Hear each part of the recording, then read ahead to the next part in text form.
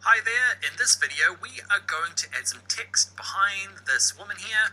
Okay, it's super quick, super easy. Let's go and learn how to do it in Photoshop. Alright, first up, in your exercise files, open up Quick Select 07.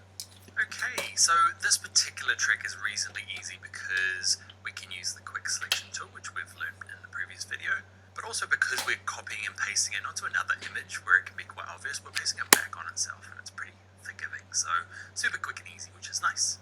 Grab your quick selection tool. In terms of the brush size, okay, I'm going to go up to, you can see my brush size going up using my square brackets. Okay, change it to about 50.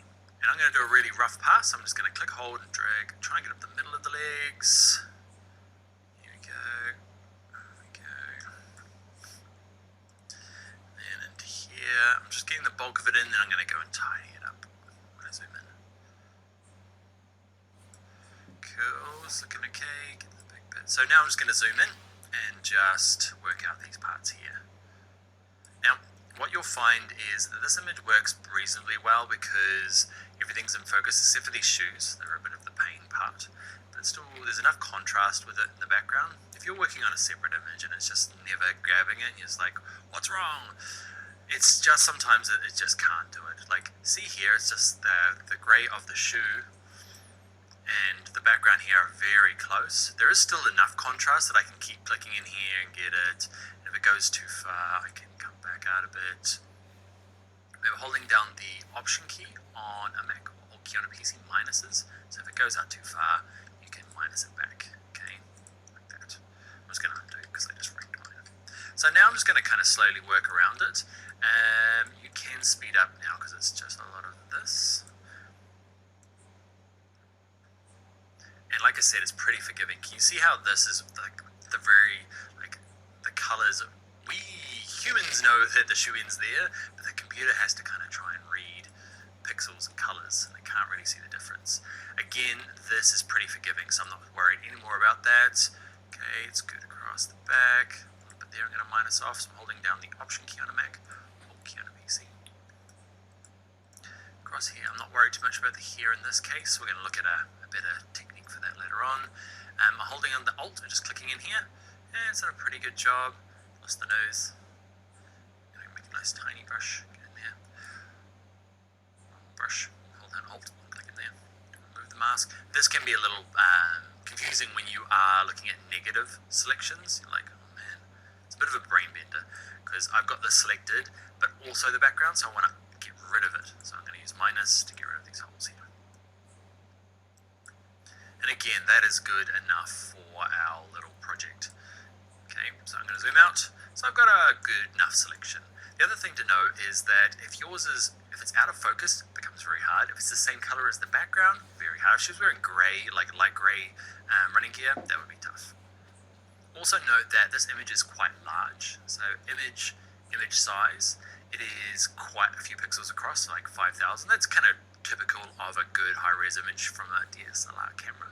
If you've got one and it's only like, check yours if it's going badly and it's only like 500 or 1,000, it's just not a very big image. There's not a lot of detail in it for Photoshop to work out the edges. See if you can get a larger version of the image. If not, you just have to do your best and potentially look at some of the other masking techniques later in this class. Alright, a lot of talking. I've got a selection, and what I want to do now is copy and paste it. So I'm going to go to Edit Copy and Edit Paste. And the cool thing about what Photoshop does is that it pastes it back exactly where it got it. So you'll see now I have two layers. Okay, so I've got this bottom layer and now this top layer, both sitting on top. Now what we need to do is slide the image or the graphic or the text in our case in between these two layers. So I'm going to grab my type tool. I'm going to click once. I use the word soul. Font that I'm using Roboto, which is a free one you can download online, the one that Google uses for YouTube. Okay, I'm using the condensed one because I wanted a nice tall font to kind of poke out from behind. Okay, so I'm going to grab my move tool, and you can see now, not working. So it's all about the layer structure. Grab Soul, click, hold, drag the word, and you'll see this little blue line appear in between them, and there you go. Now it's a matter of, with this layer selected, I could change my font size, but I'm going to use my shortcut, which is Command T on a Mac, Control T on a PC. And I'm just going to make it super big. And I'm going to make it look like it's sitting on that line, just that kind of interacts with the background, but you can still tell what the word is. That's sometimes the hard bit. You have to pick a font and pick a size that makes the font actually legible and doesn't turn it into a strange word or becomes illegible. Alright, and that could be you. I'm going to do one last thing before I leave, is with the soul layer, I'm going to add a bit of a gradient to make it try and match the background. I know it's fake, but yeah, a little bit of background integration wouldn't go astray in this case. So I'm going to, with the soul layer, I'm going to go down to my effects, I'm going to go to gradient overlay, and in here, it's remember the last thing I did, so depending on what yours is set to, click on this color bar here anywhere. Now the first house, double click it, okay, and this bottom one here, I just went through and picked a grey. So I'm dragging this around and I drag it all the way over here and picked a kind of a darker grey. You can kind of see it adjusting in the background here.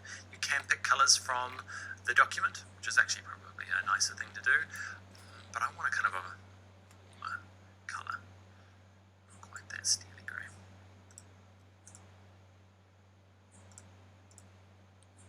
Now I'm just messing about, click OK. This top one here I'm going to keep as white. You can use any colour you like. And click OK, click OK. You might play around with adding a drop shadow. That's ugly. 5, 5. Angles. Okay, I'm not going to. I'm just messing about now. I don't like the drop shadow at all, so I'm going to cancel that. Cool. So I'd like you to go through and practice. I want you to use your own text. Okay, you can use Soul, that's fine. Just send me your example. Maybe pick a different text, could be your name, and experiment with the gradient and drop shadow.